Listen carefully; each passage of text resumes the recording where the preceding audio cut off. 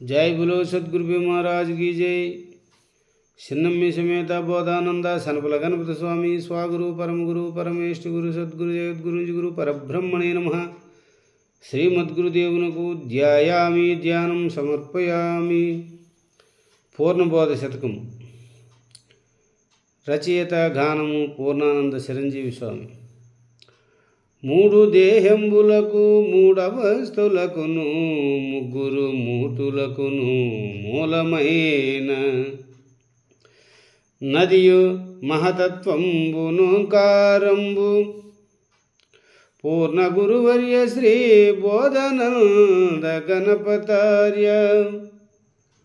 మూడు దేహములకు స్థూల సూక్ష్మ కారణ దేహములకు మూడు అవస్థలకు జాగ్రత్త స్వప్న సుషుప్తి అవస్థలకు ముగ్గురు మూర్తులకు బ్రహ్మ విష్ణు ఈశ్వరులకు మూలమైన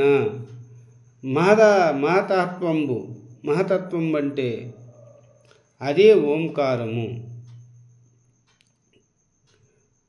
పూర్ణ గురువర్య శ్రీ బోధానంద గణపతార్య ఇదే ఓంకారం అని అర్థము। నిన్ను నీవు తెలియ నేరక ఉన్నావు, తెలిసికున్న నీవు దివ్య పరమాత్మవు। నీ వలనే పుట్టి నకిల జగంబులు పూర్ణ గురువర్య శ్రీ బోధనంద గణపతార్య। నిన్ను నీవు తెలియ నేరక ఉన్నావు అంటే నేనే జీవుడిని, నేనే దేహమును, నేనే నా ఇంద్రియములు, నా కుటుంబము అని భ్రాంతిలో ఉన్నావు। నిన్ను నీవు గాని విచారణ చేస్తే సాంఖ్య తారక అమనస్క మహావాక్యాల గుండా విచారణ చేస్తే నిన్ను నీవు తెలుసుకున్న నీవే దివ్య పరమాత్మవు। నీవు తెలుసుకునేటప్పుడు ఇన్నింటిని ఎరిగే పరమాత్మని నిన్ను నీవు తెలుసుకుంటే ఆ తెలుసుకున్నటువంటి నీవే పరమాత్మ నీ వలన పుట్టి నకిల జగంబులు, ఈ సర్వ సృష్టి కూడా అంతే, ఈ జగత్తంతా నీ వలనే పుట్టింది। నీవు అనగా బ్రహ్మమని, ఆ బ్రహ్మణ్యోరవ్యక్తము మహాత్వము మహాంధకారమని, పంచతన్మాత్రలు పంచభూతములని అఖిల జగత్తు కూడా అంతా నీ స్వరూపమని, నీ వలనే కూడా ఈ సర్వ సృష్టి పుట్టిందని ఇక్కడ దీని యొక్క భావం। ఎల్ల ప్రాణులను ఎవరు సృజించునో అతడే పరమాత్మ అనగనప్పో, అతన వెంట తిరుగు నకిల దేవగణంబులు పూర్ణ గురువర్య శ్రీ బోధనంద గణపతార్య।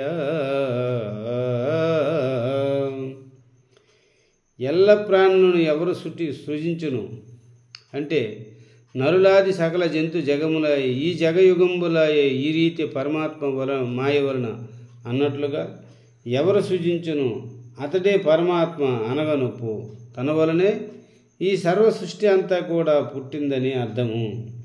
అతని వెంట తిరుగు నకిల దేవగణంబులు, పరమాత్మ ఆధీనములోని ఈ దేవగణంబులని, ఇది 33 కోట్ల దేవతలు సర్వము కూడా అంతా కూడా పరమాత్మ మాయలోనే పరమాత్మ అంటే ఉంటాయి అని అర్థము।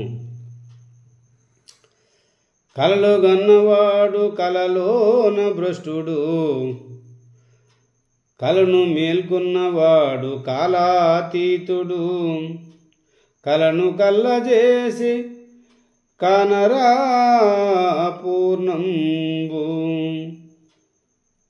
పూర్ణ గురువర్య శ్రీ బోధనంద గణపతార్య।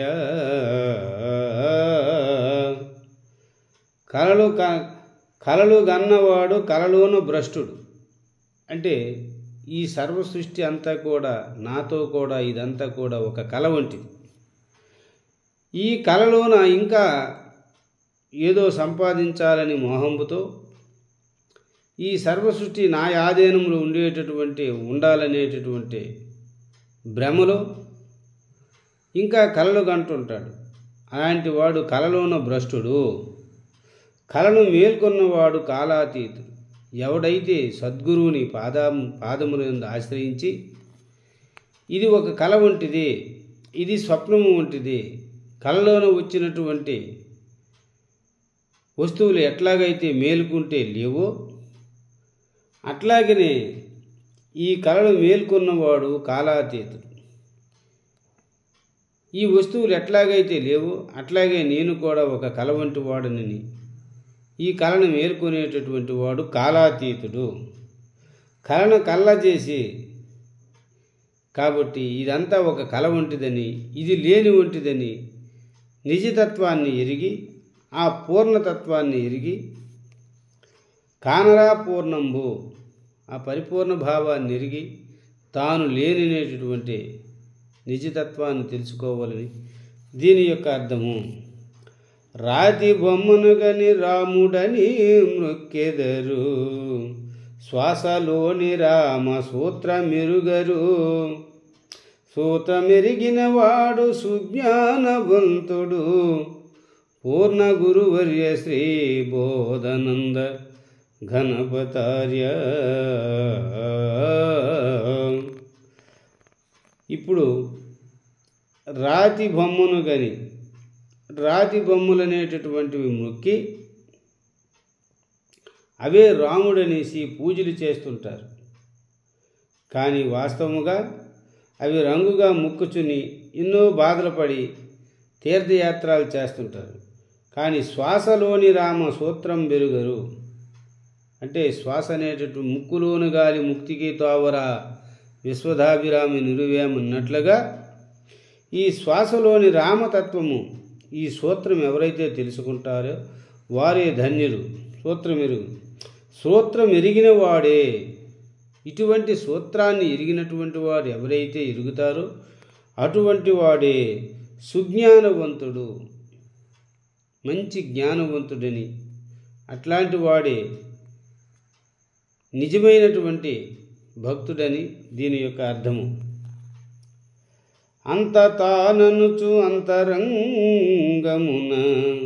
మత గజంబు వలె మదించుచును, మనసులోని మదము మాన్పెనదే గురుడేరా, పూర్ణ గురువర్య శ్రీ బోధానంద ఘనపతార్య.